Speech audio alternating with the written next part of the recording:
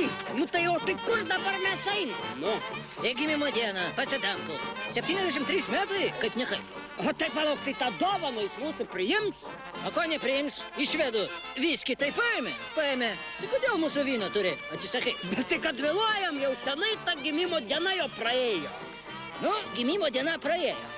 Užtat galvos skausmas nepraėjo.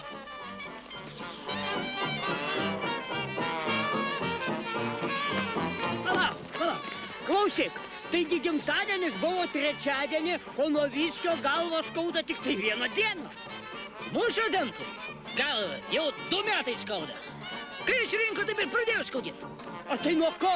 Aha, nuo to, kad jis Lietuvos reikalus bando gilintis blaivę galvą. Bet daro vieną esminę klaidą. O kokią klaidą? Nu, pažiūrėkit, kas darosi su konservatoriais. Ką jie yra pridarę, kokia jų yra politika. Čia viso šito dalyko paprastai nesuprasi.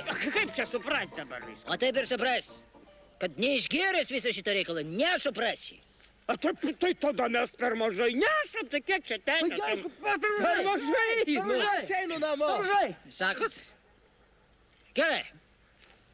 Aš turiu vieną idėją.